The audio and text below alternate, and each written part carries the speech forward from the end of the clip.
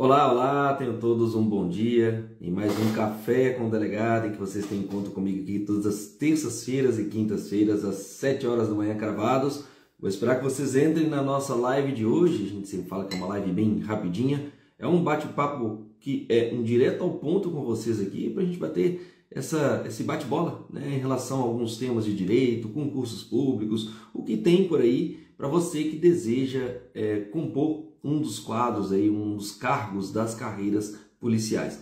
Portanto, gostaria novamente de me apresentar. Para quem ainda não me conhece, eu sou o Gleison Lima, delegado de polícia aqui no estado do Paraná. Eu fui vendo aqui alguns comentários, você vai ter preparação para oral, vamos observar isso aí, olha no site, qualquer coisa manda um direct para a gente. Mas de toda forma, hoje é para a gente conversar um pouquinho sobre uma provocação que eu tive em relação a um dos nossos ouvintes, um dos nossos seguidores, e que perguntou sobre a forma de se estudar jurisprudência aqui no Brasil. Eu sei que a gente comentou em alguns episódios para trás, de uma maneira bem rápida, sobre essa situação de como estudar jurisprudência. Bom dia a todos aí. E aí a pergunta é, como fazer isso diante de tantos julgados, tantas informações? E aí eu vou falar o que eu fiz, porque o que eu fiz foi o meu método para ler lei, doutrina, jurisprudência e como que eu avancei no concurso público. E aí, assim, cada um adapta o seu próprio método. É claro que cada um vai ter a sua própria peculiaridade, mas eu vou falar um modelo de caso, um modelo de jeito de estudo que acabou dando certo em termos de julgados, jurisprudência do STJ, STF. Por que eu estou falando das duas, gente? Vamos lá. Professor, será que eu vou fazer concurso agora? Tocantins, que vai anunciar concurso público da carreira da Polícia Civil. Vai anunciar. Vai ter um evento aí, inclusive, para fazer esse anúncio da Polícia Civil do estado de Tocantins. E aí? Nossa, vai cair de paraquedas? Preciso estudar para esse concurso? Algum concurso bacana? É um estado legal? Paga bem? Enfim, é possível? Sim, sempre é possível. Agora, como que eu formo essa base em termos de jurisprudência? Primeiro, você não pode ficar perdendo tempo. Então, a gente sabe que o concurseiro, e especialmente em concursos de alta performance, vão exigir de você uma seleção daquilo que precisa ser estudado. Vai cair um mundo de informações, um mundo de gente falando um tanto de coisa, mas vão lá para os meios que, francamente, são mais eficazes. Vamos lá. Oi, qual vocês dariam para quem quer estudar para concurso de delegado? Depende, você quer curso, você quer falar de jurisprudência. Hoje, no nosso caso, eu penso, claro que você tem que ter cronograma, direcionamento, saber o que você precisa estudar, e isso antecipa suas fases. Eu falo que em uma determinada época que eu estudei para concurso, embora eu estudasse de uma maneira profunda, eu estudava errado. Eu acho que poderia ter ganhado muito tempo em estudos em alguns pontos, de uma maneira mais, com um cronograma um pouco melhor estabelecido, e deixando de estudar alguns outros assuntos. Pessoal, vamos lá. Memorizem para vocês agora uma matéria que vocês gostam muito. Beleza? Agora pensa numa matéria que você não gosta muito assim. Tá? Eu sempre falo que é bom falar uma matéria que você, a afinidade sua não é das melhores, para evitar a palavra não. Então você colocou num prato aquilo que você gosta muito e no outro aquilo que você não gosta, aquilo que você não tem tanta afinidade assim. Tá? Qual que você acha que você vai ter predileção para estudar? Obviamente vai ser aquela que você gosta muito. Só que aí tem um detalhe. Vamos supor que no seu concurso cai 10 questões daquela que você gosta muito e 10 questões daquela que você não tem tanta afinidade assim. O que vai fazer você passar é ter uma maior predileção, como você já tem, e um maior afinco de estudo naquilo que você gosta ou naquilo que você não tem tanta afinidade. É óbvio que você vai precisar equilibrar essa balança. É óbvio que você vai ter que tirar um pouquinho do tempo de cá para jogar nesse tempo de cá. Porque é preciso que você equilibre essa balança para que você possa avançar nas fases do concurso público. O examinador, ele não quer saber se você gosta mais de direito civil, de direito penal ou de direito processual penal. Ele quer saber se você sabe entender a linguagem dele. É claro que, por exemplo, se você vai para concursos das carreiras policiais, você tem um maior peso em algumas disciplinas, como, por exemplo, direito penal, direito processual penal, direito constitucional e direito administrativo. Esse é o maior peso que acaba caindo em questões de concursos para delegado de polícia, para investigador de polícia, seja com noções, seja com aprofundamento. Agora, hoje, né, na verdade, é oficial investigador de polícia. Vão mudando as nomenclaturas aí no país afora, mas já está dentro da lei nacional. Pois bem, aí alguém me perguntaria agora, quantas horas de estudo você acha interessante? Veja bem, eu não gosto de tratar muito com horas de estudo, porque eu posso vincular alguém aqui. Então eu já estudei 2 horas no dia, 1 hora no dia, assim como eu já estudei 6 horas no dia.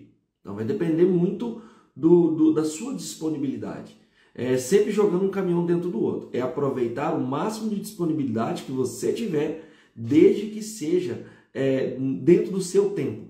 Às vezes você vai ter 1 hora antes de ir para o trabalho, 1 hora que você consegue enxugar do seu almoço e 2 horas no seu final do dia. Sendo horas líquidas, sendo horas estudadas em que você não se distrai, você não está com o celular, vai ser ótimo. Já te adianto que é um tempo bem interessante e bem razoável aí. Beleza? Mas vamos lá, voltando para aquilo que a gente tem que equilibrar em termos de estudo. Então não adianta eu estudar aquilo que eu adoro. Eu preciso estudar também aquilo que eu não tenho muita afinidade. Eu preciso estudar, por exemplo, Leison, preciso estudar Direito Civil. Não agora. Né? Agora eu passo a pincela lá quando eu quero saber de algum assunto. Mas para concurso público, na minha época, eu tive que estudar Direito Civil. Eu tive que estudar Fundamentos de Informática, que no meu concurso, na época, caía. Então, o mais interessante é você pensar assim, cara, eu preciso equilibrar essa balança de estudos, porque ela vai ser essencial para que eu possa avançar nas fases do meu concurso público. E aí a gente volta na questão de jurisprudência, de julgados. Primeiro, vou estudar os julgados do meu estado. Eu não vejo isso como tão relevante assim. Já aconteceu com o concurso em Minas Gerais, em que caía jurisprudência, julgado meio específico ali de alguns assuntos. Então, às vezes, seria conveniente, quando você avançar nas etapas, especialmente prova discursiva, conhecer um ou outro assunto, no caso, na época, era direito administrativo. Então, é uma questão bem peculiar ali de Minas Gerais. Regra, vamos lá, é nacional. Regra é STJ e STF. Regra é você saber o conjunto do que está falando cada um deles. E é claro, como eu sempre falo com vocês, STF e STJ estão a toda semana e a todo vapor trabalhando, colocando decisões, fazendo seus informativos. E aí a gente precisa saber entender esses informativos. Toda segunda e toda quarta-feira saem os informativos de STF e STJ nessa ordem. Se STF era na sexta-feira, agora toda segunda-feira sai o informativo, tanto que eu vou falar até de um deles hoje, que saiu ontem, segunda-feira, e tem o informativo do STJ que sai toda quarta-feira, e via de regra eu falo algum deles na própria quinta-feira, no nosso episódio Café com o Delegado aqui. Beleza. Aí eu sei que tem jurisprudência do STJ e do STF. Eu vou ler aquilo tudo, gente? Eu preciso entender aquilo tudo? Deixa eu só parar aqui para perguntar aqui.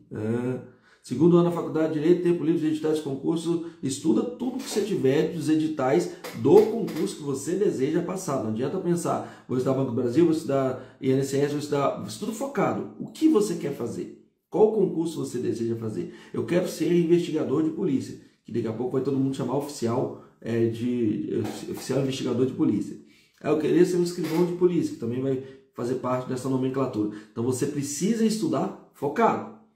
Mas nesse período você pode estudar alguma coisa mais abrangente? Eventualmente sim.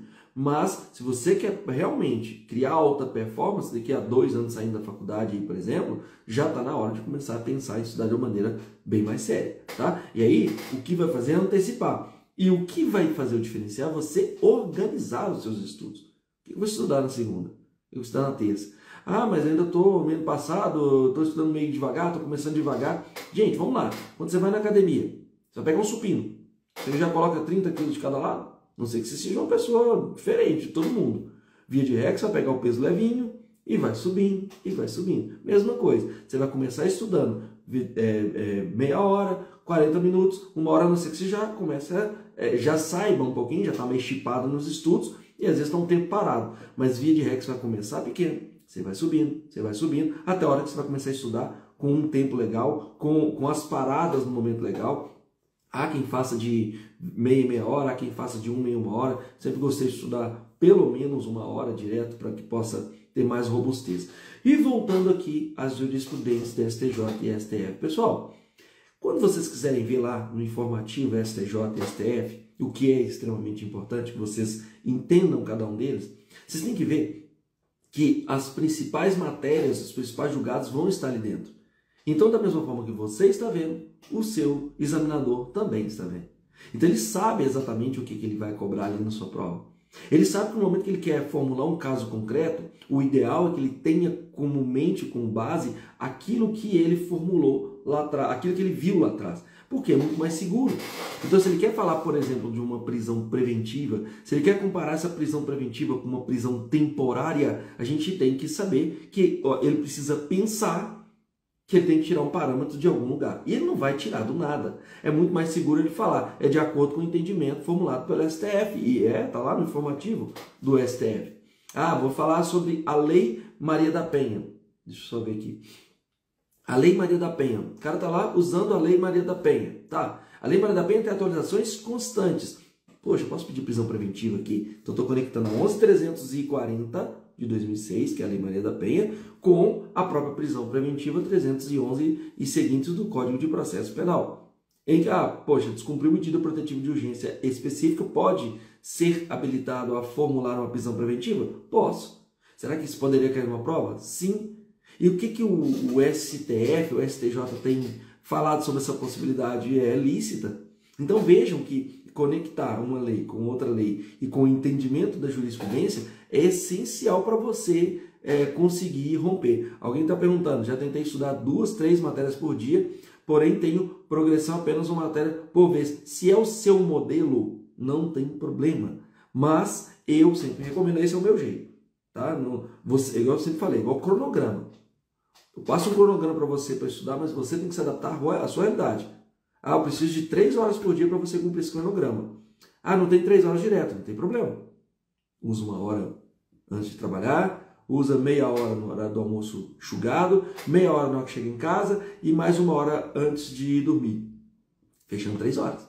Fora do celular, estudo concentrado, isso vale mais do que uma pessoa que passou desconcentrada na frente de um caderno 8 horas e às vezes não avançou. Às vezes. Então, entenda que um modelo ele precisa estar próximo da sua realidade, tá? O delegado Ceará tá para sair, né? Tá todo mundo ansioso porque tá na cara do gol aí. Pois bem, então estudando, entrando no site, é bom, eu sempre falo mais fácil, o Google, né? O nosso oráculo. Digita lá, informativo STJ, digita informativo STF, você vai ver, por exemplo, o último informativo do STF, que inclusive saiu ontem, que é o 1154. Esse informativo trouxe uma situação dentro dela que eu achei assim, eu não sei se as pessoas que vão fazer determinados tipos de leis para a gente, vocês não olham para a Constituição, não olham para o geral, porque é uma perda de dinheiro público. E aí vem uma crítica. Poxa, o Estado de Goiás vai lá e me faz uma lei em que dentro dela tem um tipo penal, uma lei lá vinculando a questão do meio ambiente, e aí incêndio em floresta. E aí, dentro dessa lei, dentro desse tipo penal que eles criaram, colocaram uma pena e colocaram até uma forma qualificada do crime. Gente, vamos lá. Legislação estadual, ela pode criar, legislação estadual pode criar crime, direito penal? Aí vem a pergunta sacana, né? Depende. Existe alguma lei complementar falando de alguma questão pontual que aquele estado possa tratar? Uma lei complementar, obviamente, federal? Não. Por quê? Porque quando eu vou lá no artigo 22 da Constituição Federal, ele vai me contar que é competência privativa da União legislar sobre alguns assuntos privativos, dentre os quais um deles é o quê? Direito penal. E aí vem lá o Estado de Goiás, isso saiu no informativo de ontem, tá? Estado de Goiás, informativo do STF. Foi lá e formula uma lei com um crime dentro, um tipo penal dentro. Gente, peraí. Tipo penal do Brasil, até hoje, é diferente dos Estados Unidos, que cada estado faz o seu tipo penal. Vamos lá. No Brasil, os tipos penais, o direito penal precisa ser feito por quem? Pela União. Não tem outra pessoa que possa fazer tipos penais no Brasil. Eventualmente, é o que se cogita, isso aí serviria para prova oral, para uma prova discursiva. Lá no parágrafo único do artigo 22, porque o 22, inciso 1º da Constituição Federal, vai falar das matérias que são de competência privativa da União legislar, uma das quais é exatamente o direito penal. Só que no parágrafo único vai falar lei complementar poderá permitir que os estados regulem determinado tipo de assunto, mas lei complementar. Se a União falasse assim, Goiás, estou vendo que está pegando muito fogo aí na sua região. Eu não estou achando que a legislação do Brasil está prestando muito para você, não. Sabe o que nós vamos fazer? Fazer uma lei complementar falando que você pode alterar seu tipo penal específico para a sua região, para o seu estado, e colocando uma pena um pouco mais alta. Beleza? Beleza. Tem que ter uma lei complementar para fazer isso. Não tem direito penal, é só pela União. Por isso nós temos as leis, Lei Maria da Penha, que vai ter um tipo penal lá dentro, que é o único tipo penal, né? Que é o descumprimento de medida protetiva de urgência, que inclusive agora mudou a pena, foi de 2 a 5 anos, um crime que não cabe fiança pelo delegado de polícia. Nós temos a própria lei de drogas, é uma lei, o quê? Uma lei que é do Brasil, feita pela União. Os estados não podem formular nenhum tipo de lei penal. Não pode. Tá escrito. Ah, mas e aí? Vamos lá. Não, e pior, eu estava até me esquecendo, colocou lá que este crime era inafiançável.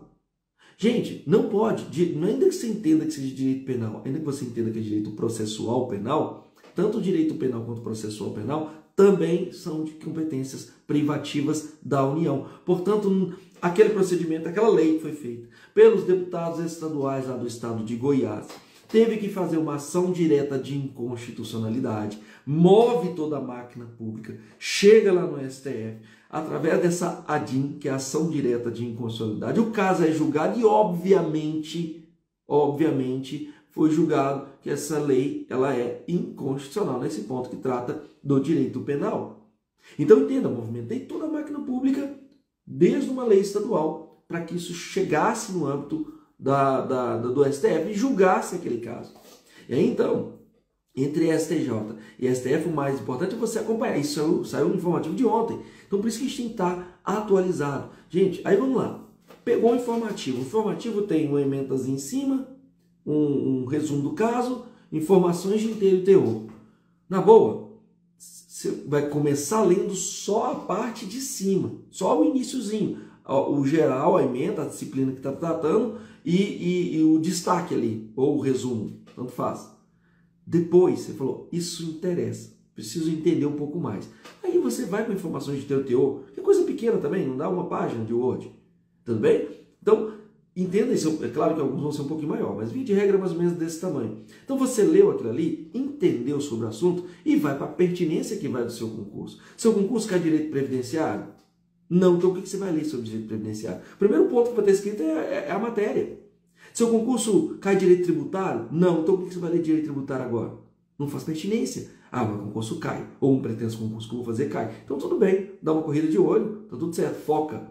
Foca, concurso é foco. Se você fecha seu olho voltando para estudar aquilo que é necessário ser estudado, as possibilidades de você avançar no seu concurso público e ser aprovado ainda mais rápido são muito maiores.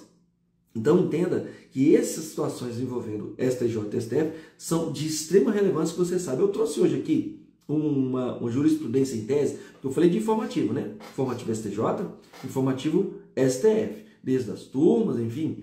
Vamos lá, o pacote é esse, é entender de informativos, entender dos principais julgados. Recomendação, tá? Comece do de ontem, da STF, e pega um de 2 anos atrás. E vai começando a fechar o cerco. Um que saiu recente e um do futuro. Um que saiu no passado. Um que saiu mais recente ainda e um lá do passado. Então você vai fechando o cerco, fazendo pequenos apontamentos, pequenos mesmo. Olha, isso aqui é interessante ler. E toda vez que aparecer um dispositivo legal, uma lei, um artigo, o STF sempre na parte de baixo coloca qual que é o dispositivo e menciona ele expressamente. Né? Dá para ler, não precisa nem consultar lá o site do Planalto. Mas o STJ não faz isso. Então, mencionou o dispositivo de lei, para um pouquinho, abre ali e lê. Rapidinho, um artigo, 2 artigos. Isso vai fazer com que você crie musculatura para poder estar estudando e estar revendo o seu material. Revendo informações. Beleza? E aí o que eu trouxe aqui, só para a gente aventar uma conversa que nós vamos ter no nosso próximo episódio, é falar das jurisprudência em teses. Eu vou trazer uma situação específica aqui, além dos outros assuntos que eu quero tratar, mas nós vamos falar de jurisprudência em tese. E tem os julgamentos sobre perspectivas de gênero que estão ali na edição número 209, 10 e 11. Depois dê uma olhadinha na 209. Por que eu gostaria que você visse? Eu gostaria que depois você entrasse no Google e vá lá, jurisprudência em teses STJ. Se você digitar jurisprudência em tese, já vai aparecer o STJ. Clicou ali, já vai cair. Você vai abrir ela e colocar últimas edições, tá? Edições passadas e tal. Não, vou colocar, está escrito todas as edições. Você abriu todas as edições, vai na 209. Você vai gastar, se você gastar 3 minutos de leitura, vai ser muito. Mas você vai ali ver julgados do STJ que aconteceram, vai ver súmulas do STJ que são interessantes e vai dar uma boa revisada nos seus estudos. Dê uma olhadinha lá, fica a dica de hoje. Então, a dica é pensar em informativo do STJ, pensar em informativo do STF. A dica é ver a edição de número 209 da jurisprudência em teses do STJ. E aí você vai dar uma vista lá em algumas súmulas do STJ, fazendo uma revisão rápida daquilo que a gente traz de dicas aqui para vocês. Tudo bem? Foi uma honra participar com vocês em mais esse episódio do Café com o Delegado. Na quinta-feira, 7 horas da manhã, cravadinho, a gente se vê aqui novamente para a gente atualizar seus estudos, dicas bacanas, atualizadas daquilo que você precisa saber para avançar e subir e decolar rumo ao seu tão sonhado bolachão. Beleza? Grande abraço, pessoal, e a gente se vê no nosso próximo episódio. Até mais aí.